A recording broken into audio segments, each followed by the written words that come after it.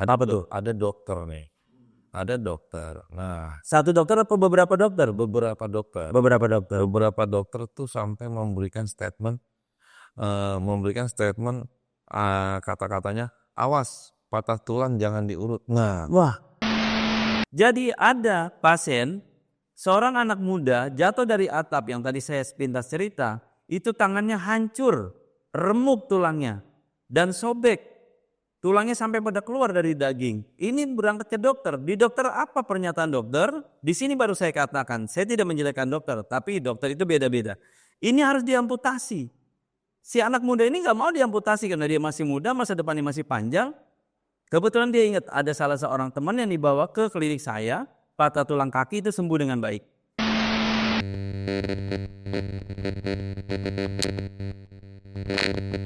Assalamualaikum warahmatullahi wabarakatuh, Marcel. Waalaikumsalam warahmatullahi wabarakatuh. Kita ketemu lagi dan jumpa lagi di frekuensi dan gelombang yang sama, waktu yang berbeda, Mas Kribo.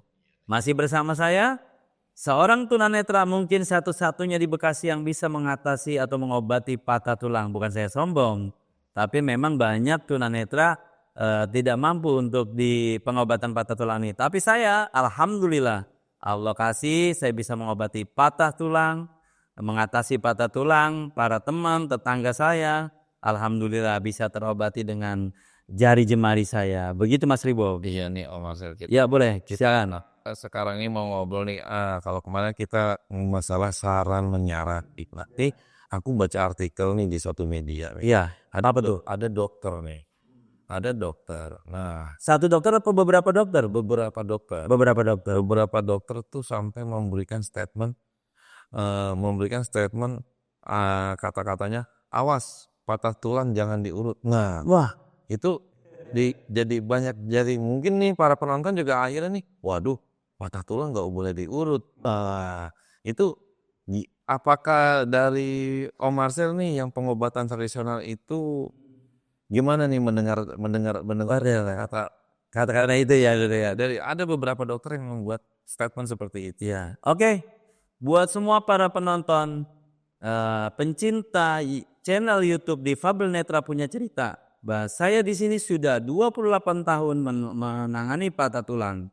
Di sini saya banyak sih memang dengar sentingan bahwa ada beberapa dokter menyatakan bahwa patah tulang jangan diurut, patah tulang tidak boleh diurut, gitu kan? Iya. Ya, secara logikanya dokter mungkin patah tulang itu jangan diurut karena menurut pengetahuan para dokter bahwa patah tulang ada luka di dalam daging. Ya kan? Iya. Karena tulang itu ada di paling dasar daging tubuh kita. Nah, di sini bahwa dokter mengatakan patah tulang jangan diurut. Saya hanya cerita sedikit bahwa zaman dahulu, zaman raja diraja, dari zaman kerajaan Madangkara sampai Majapahit, ya kan? Itu tidak ada dokter, tidak ada medis. Iya. Yang ada hanyalah tabib yang mengobati para pasien yang sakitnya menggunakan rempah-rempah Indonesia yang terpercaya. Iya. Nah, di sini saya akan mengatakan bahwa jangan takut dengan statement dokter yang mengatakan bahwa patah tulang tidak boleh diurut. Karena kenapa? Bisa kanker katanya, bisa infeksi dia, ya kan? Nah, ini tergantung daripada dia berobat ke tradisional yang mana, yang betul-betul bisakah atau yang tidak. Tapi kalau datang ke tempat Pak Marsan, ke klinik patah tulang saya, PS Asipa di Bekasi Utara, insya Allah akan terobati dengan baik. Karena di sini saya tidak pernah menjelekkan seorang dokter atau medis, saya tidak pernah menjelekkan. Atau tradisional manapun. Nah, atau tradisional manapun, silakan. Nah, di sini saya menekankan bahwa kepada para penonton yang mengalami patah tulang, ya kan, yang mendengar statement dokter bahwa diurut itu tidak baik, bisa begini dan begitu, itu tinggal terserah Anda cara menilainya seperti apa. Tapi di sini akan saya katakan bahwa diurut pun tidak menjadi lebih tidak baik daripada penanganan dokter. Ya kan? Diurut pun bisa sembuh secara sempurna. Diurut pun bisa normal kembali. Di sini saya bekerja sama atau saya tidak bekerja sama dengan dokter. Saya selalu mengarahkan kepada pasien saya. Bu, Pak, anak Bapak ini tangannya patah.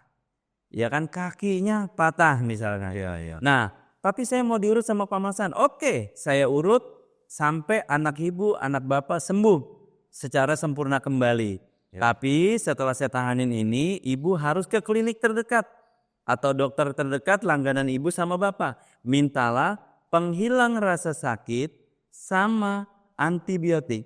Kenapa saya katakan begitu? Saya mengerti bahwa patah tulang pasti ada peradangan atau ada luka di dalam daging. Nah, di sini saya sebagai pengobat tradisional tidak berhak untuk mengeluarkan obat untuk pasien saya karena saya tidak belajar farmasi. Di sini saya hanya belajar mengobati patah tulang.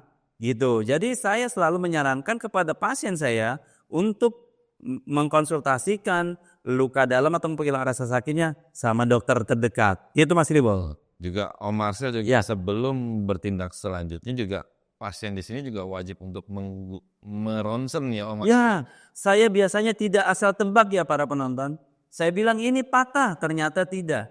Ini retak, ternyata tidak. Saya selalu mengatakan bahwa ini patah. Kalau tidak percaya, monggo di ronsen ke dokter dulu. Ada beberapa pasien yang melakukan ronsen. Apa yang saya katakan betul, ya kan? Nah, di sini saya banyak mendengar statement dokter bahwa diurut tidak baik, diurut tidak baik. Nah, di sini saya membesarkan 6 orang putra dan putri saya dengan hasil urut patah tulang. Dan di sini saya menghidupi 2 istri saya dengan hasil patah tulang. Kalau banyak statement dokter yang menjelekkan patah tulang melalui urut, apa hasil hidup saya nanti? Rezeki saya samanya ditutup sama mereka. Jadi di sini ya silakan diberikan pernyataan pada pasien yang datang ke dokter bahwa urut itu tidak baik. Jangan dipublikasikan. Di sini saya merasa tidak nyaman dengan statement-statement dokter yang seperti ini. Jadi sudah ribuan pasien patah tulang saya sembuhkan dengan tangan saya, bisa tersembuhkan dengan baik. Dan di sini saya selalu menyarankan mereka untuk ke medis, gitu kan. Seperti mungkin ada satu cerita saya tentang pasien saya yang jatuh dari atap, dia mengalami luka robek yang sangat dahsyat. Di sini saya punya kenalan dokter bedah untuk menjahit, merapikan dan tulangnya saya yang menangani. Dan itu tersembuhkan dengan baik, tidak ada infeksi, tidak ada peradangan yang berakibat fatal. Gitu Mas Ribo? Gitu ya. Oke. Berarti statement itu ya mungkin ini anggapannya ini statement baru beberapa dokter yang seperti itu. Ya. Mungkin bisa melihat dari ini ya, jangan hanya berstatement ya.